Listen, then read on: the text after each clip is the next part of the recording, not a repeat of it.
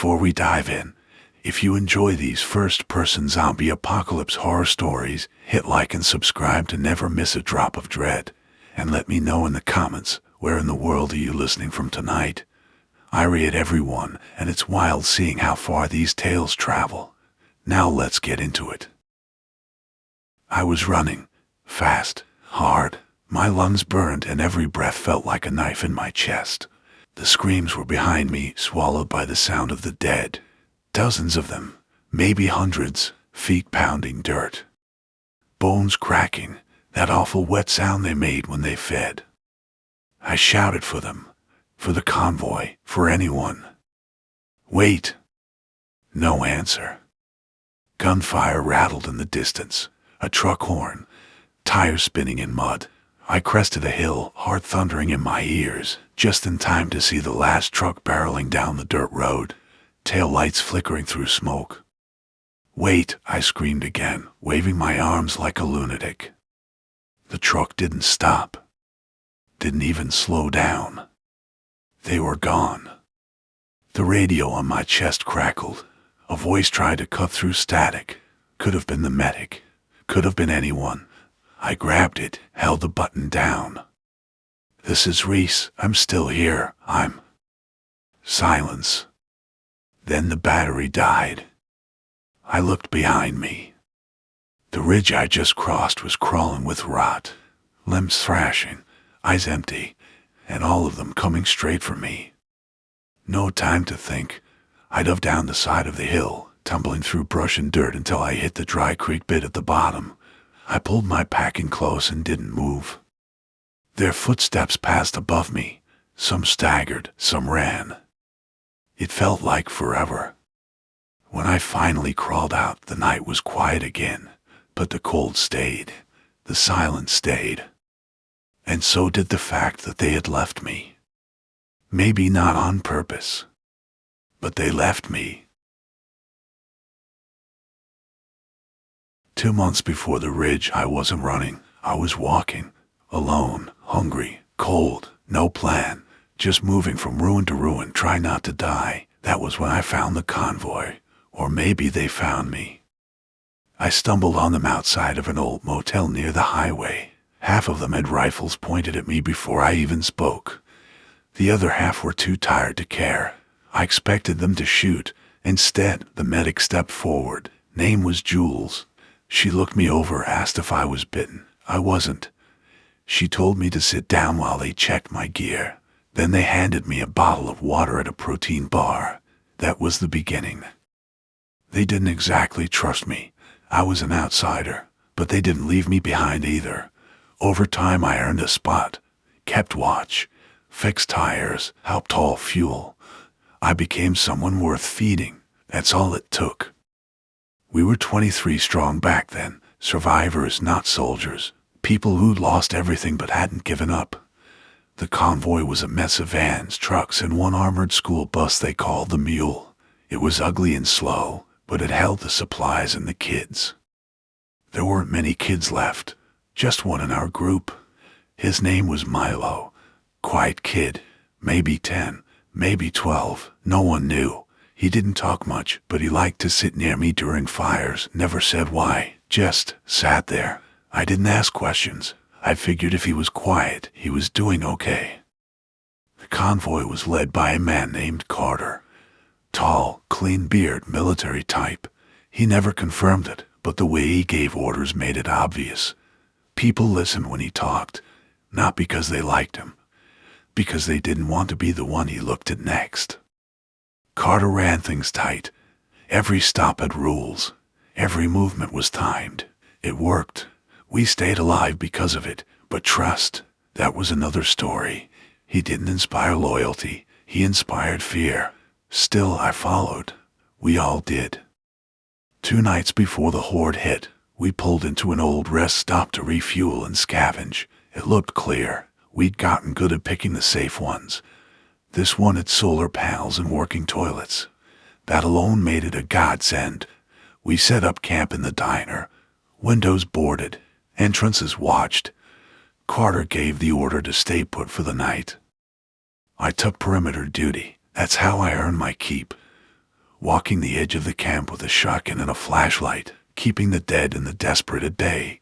It was a cold night, too quiet, the kind of quiet that puts your nerves on edge like something is waiting to go wrong. Around 2 in the morning, I spotted a flicker of movement near the tree line.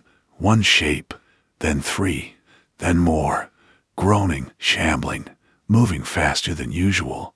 I called it in over the radio. Carter answered, said to hold until confirmed, but it was already too late. By the time the first shot rang out, we were swarmed. Dozens poured through the trees, a stampede of flesh and teeth. I fired twice, then ran for the camp. The rest was chaos. The convoy scrambled to evacuate. Engines roared. People screamed. The mule was already pulling out, tires spitting gravel. I sprinted toward the last truck, but the path was jammed with bodies, dead and living. Someone grabbed my arm. I thought it was help. It wasn't. It was a corpse, jaw snapping inches from my face. I smashed its skull with the butt of my gun and kept running. That was the last time I saw the convoy. They peeled out into the darkness. I kept shouting, kept running, kept hoping someone would turn around. No one did. I don't think it was a choice. I don't think Carter ordered them to leave me. But when you're running from death, mercy isn't the first thing on your mind. Since then, it's just been me. I follow the signs they leave behind. Tire tracks, discarded cans, scraps of clothing. Sometimes I find old campfires, sometimes bodies. I tell myself I'm catching up, that they'll see me and stop, that someone will reach out. Maybe Jules, maybe Milo. But every day the trail gets colder. Every day the silence grows louder. And still I follow. Because the only thing worse than being left behind is giving up. The trail was faint but there. Tire ruts pressed into soft mud, broken branches, a piece of blue tarp snagged on a thorn bush. I followed it like a bloodhound. Not fast, not loud, just steady, always watching the tree line, always listening. After 3 days of walking, I found a wreck.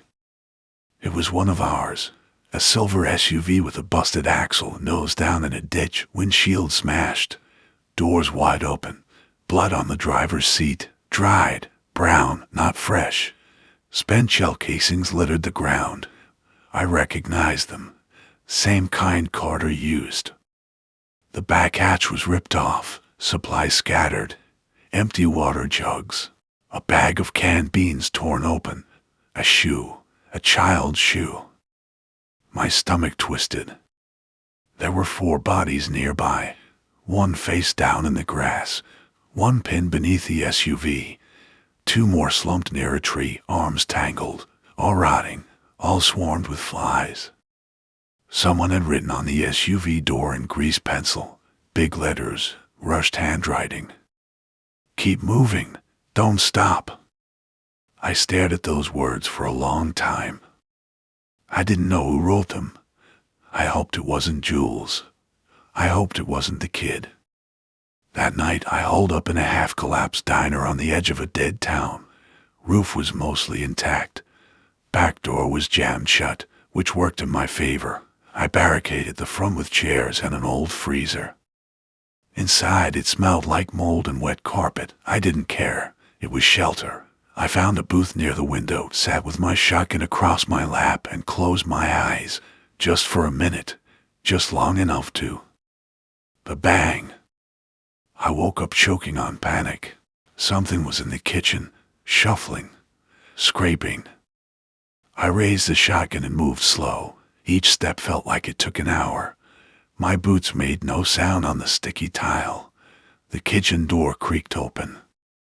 Then I saw it, one of them, a dead man in a diner uniform, skin like melted wax, mouth hanging open. He saw me and he charged. I fired once.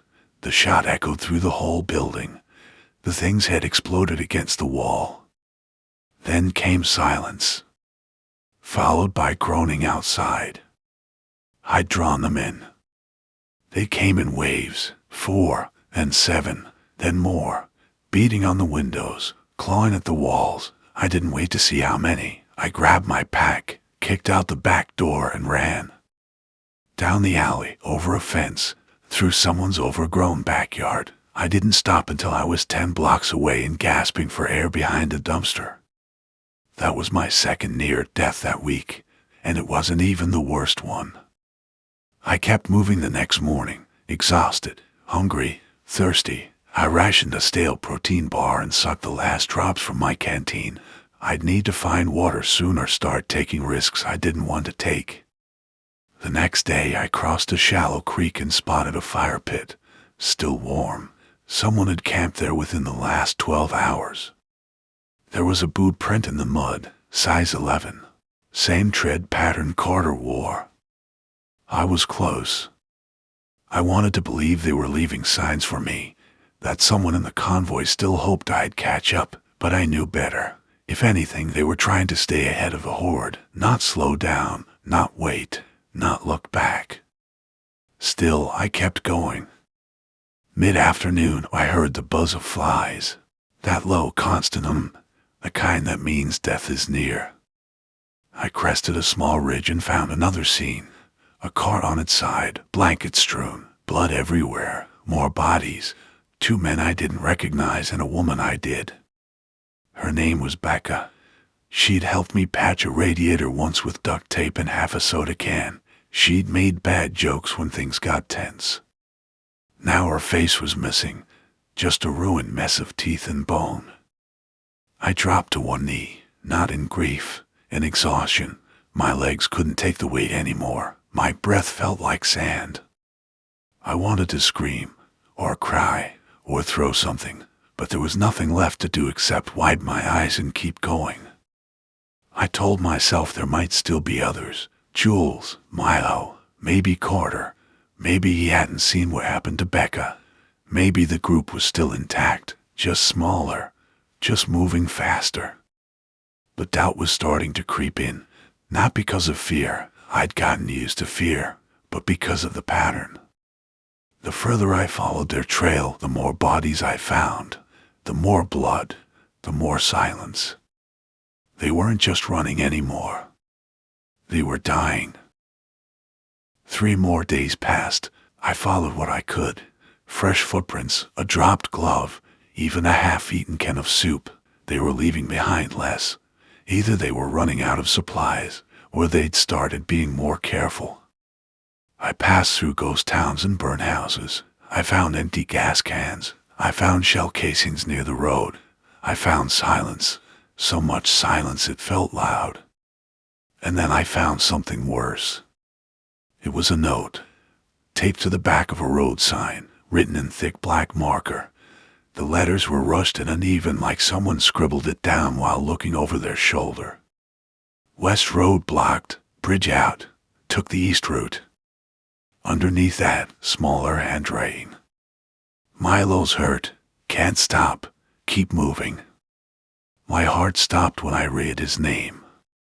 Milo, the kid, the quiet one who always sat near me during campfires. I pictured his face, that look in his eyes like he saw more than he let on. Now he was injured, and they were running harder than before. I folded the note and tucked it into my vest.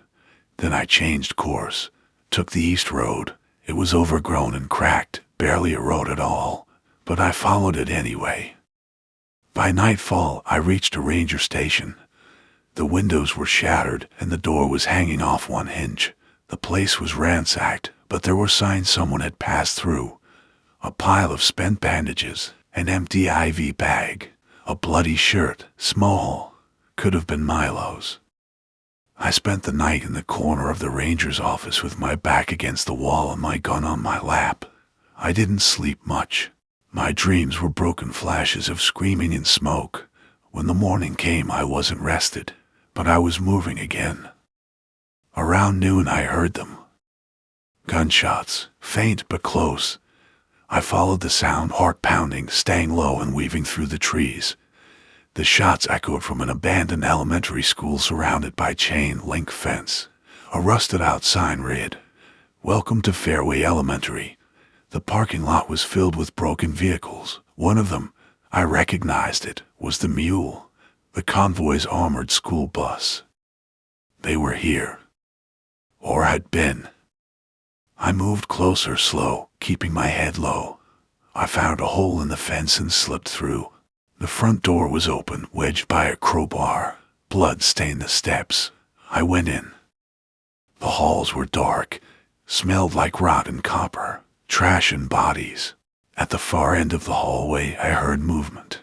I raised my shotgun and took careful steps. Then I saw it. A pile of bodies, not walkers, people, fresh. Their clothes matched what the convoy wore. Some had bite marks, others had bullet wounds. One woman had a knife still in her chest.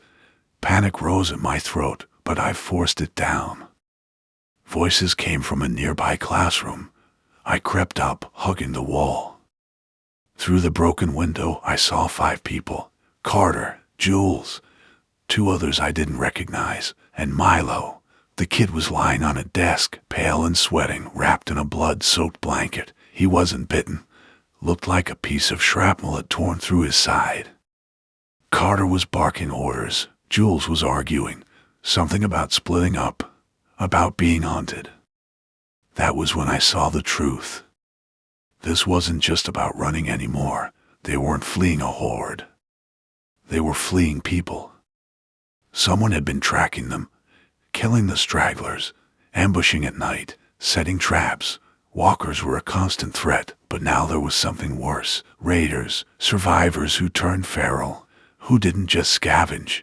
They hunted the living. Jules wanted to change course. Carter refused, said the roads were too exposed, said they'd move again at dusk. No lights, no noise, no trail. I stepped back. I didn't know what to do. If I revealed myself now, I'd risk giving away their position.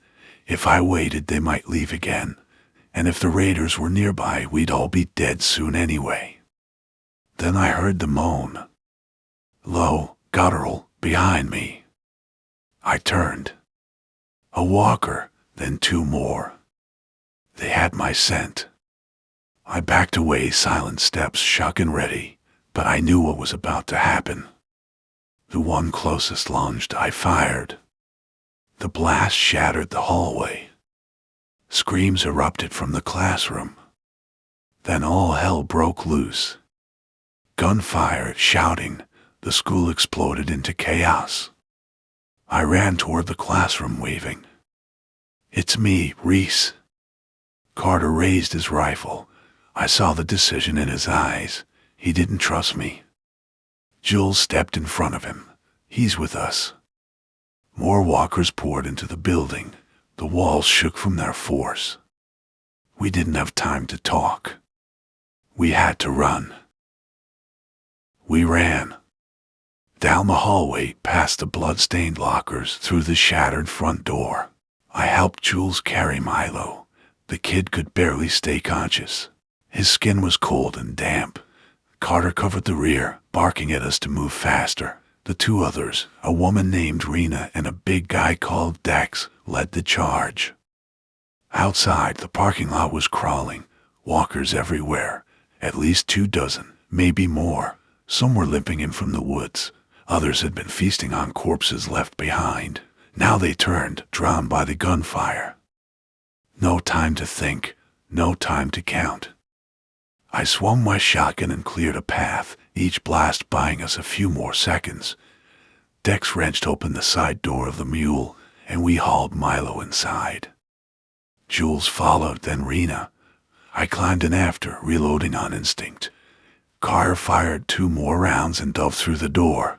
Dex slammed it shut. The pounding started immediately. They hit the sides, the roof, the windows. We braced it with whatever we could. Metal bars, lockers stripped from the school, even a steel desk wedged against the entrance. The engine was dead, no gas. We weren't going anywhere. This won't hold, Dex growled. I know, Carter said, wiping blood from his arm, but we need time. Milo whimpered. Jules knelt beside him, checking the wound. He's septic, she whispered. I need antibiotics or he's gone. We don't have antibiotics, Carter said flatly. I looked around the interior. The mule had been stripped bare. Food, water, meds, ammo, gone. They'd used it all or ditched supplies to move faster. I turned to Carter. How long have they been chasing you? He didn't answer. Jules did. Since the river ambush 6 days ago. Walkers? No, she said. Men. The kind who don't talk, just shoot. They took Gina and Torres. We don't know what they did to them. The rest of us ran. The school was supposed to be a stop point, a place to regroup. Then you showed up and... Her voice broke. I didn't lead them here, I said. I know, she said, but it doesn't matter. They're coming. As if on cue, a gunshot cracked outside. Not a walker this time, a rifle. Then another. Then 3 more. We hit the floor. The raiders were here.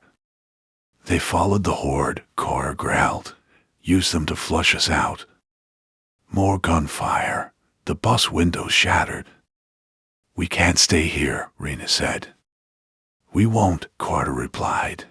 There's a service tunnel under the school. Old maintenance route. Might still be open. Might? Dex asked. I haven't checked it in 10 years. Great.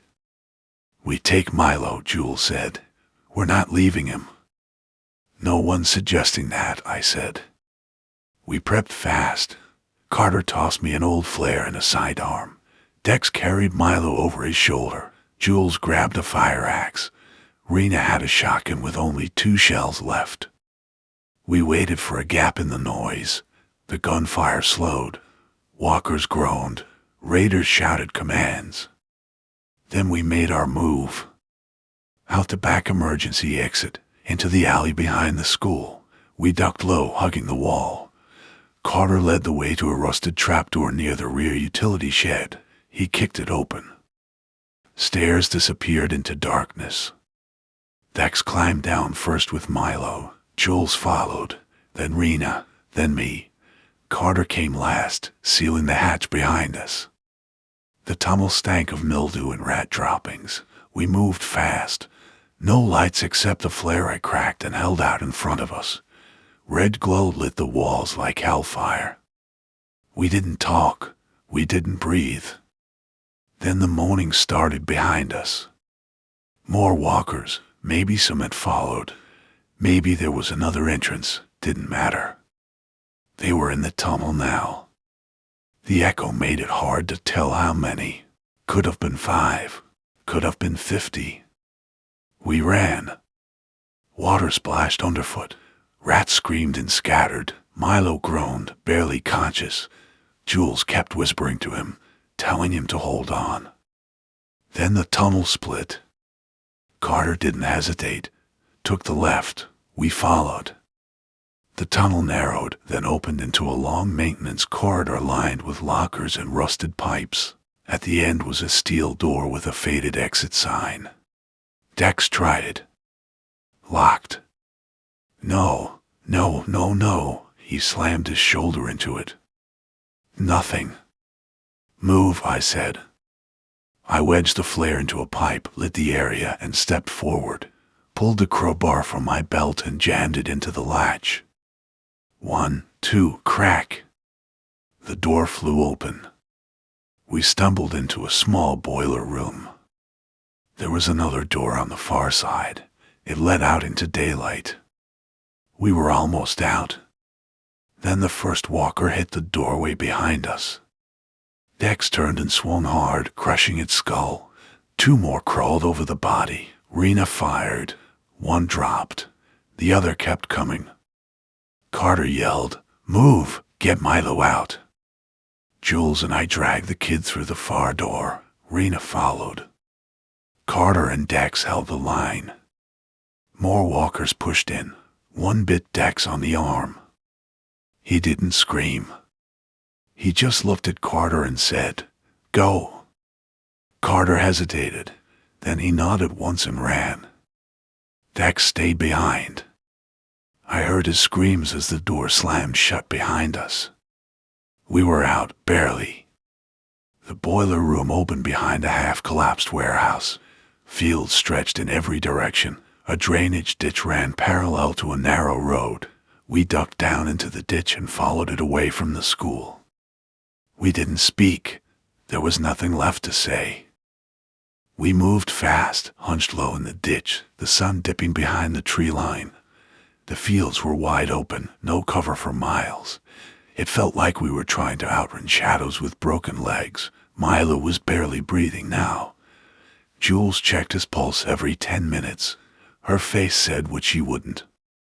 We needed shelter, real shelter, the kind with doors that lock and walls that hold. Carter led the way along a path he claimed would take us to an old lumber mill, said it was abandoned years ago, could be empty, could be occupied. Either way, we didn't have a choice. The road curved north. In the distance, smoke curled into the sky. Too much for a cooking fire, not enough for a full burn. I don't like that, I said. No one does, Carter muttered. We pushed on. By the time we reached the edge of the woods, the sky was dark. No stars, just clouds and cold wind. The lumber mill sat in a small clearing, 2 long buildings, 1 tall silo, and a loading dock big enough for trucks. The gates were torn open. A walker hung from the chain link fence by its guts, arms twitching like it was still trying to crawl. Rena scouted ahead while I helped Jules carry Milo. We kept our eyes on the tree line, waiting for shapes that didn't belong. Rena gave us the all clear. Looks abandoned, she whispered. But someone's been here. Fresh tracks, boot prints. Raiders? Jules asked. Could be. We slipped inside the main building through a busted side door. It smelled like oil and sawdust. Old machines sat silent, covered in dust. Rena found a small office upstairs with 1 way in and a thick steel door. It wasn't perfect, but it was defendable. We made camp. Jules tried cleaning Milo's wound again, but he wasn't responding. His breathing slowed. His lips were dry. She didn't say anything, but she didn't have to. We all knew. Carter and I took shifts on watch. We saw movement in the distance, flashlights, figures passing between the trees. They found us, I said. Carter didn't even flinch. Of course they did. They always do. We barricaded the door, reinforced the window, loaded every round we had. I counted my shells, 5 left for the shotgun, 1 full magazine for the sidearm. After that, fists and prayer. We waited. Then the first shot cracked through the window. Glass exploded. Jules screamed. We hit the floor as bullets punched through the walls. Keep low, Carter shouted. I belly crawled to the far side and fired back through a gap. 1 raider dropped. Another ducked behind a forklift. They were fanned out, surrounding us, trying to pin us down before storming the building.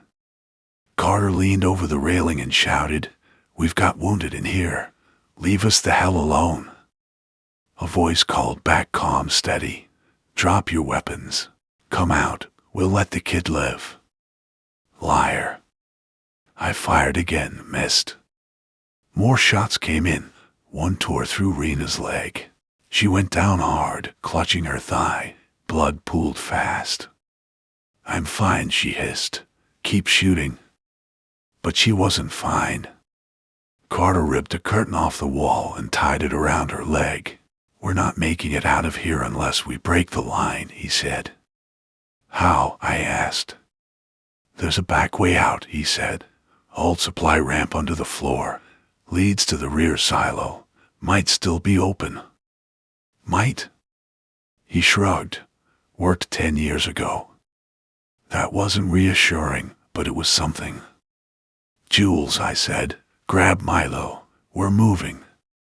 She looked at him, then at me. "He won't survive the run." "He won't survive here either." She nodded, tears on her cheeks, and lifted him into her arms. We moved fast. down a rusted staircase across the floor of the mill, behind stacks of wood pallets. Bullets flew overhead. One hit a saw blade, and the ringing bounced through the walls. Carter found the hatch, yanked it open. Stairs led down into blackness. "Go," he shouted. Rena went first, limping but mobile. Jules followed with Milo. I went next. Carter came last, covering us. We reached the ramp, a long, narrow tunnel leading under the main yard. Dirt walls, wooden supports, barely wide enough for 2 people. The floor was slick with mud. Halfway through, we heard it. The pounding. Boots on the stairs. They were coming. I dropped my backpack and turned. "Go," I shouted. "I'll hold them." "No," Carter barked. "That's suicide." Then come up with a better idea. He looked back at Jules and Milo, then nodded once. He tossed me a spare mag and took off down the ramp. I stayed. Let them get distance. Let the raiders get close. When I heard them near the top, I opened fire. 2 dropped instantly. The others scattered. I ducked behind a wooden support, heart pounding so hard I could barely hear the shots anymore. They flanked. I moved deeper into the tunnel, firing as I went, keeping them off balance, but I couldn't hold forever.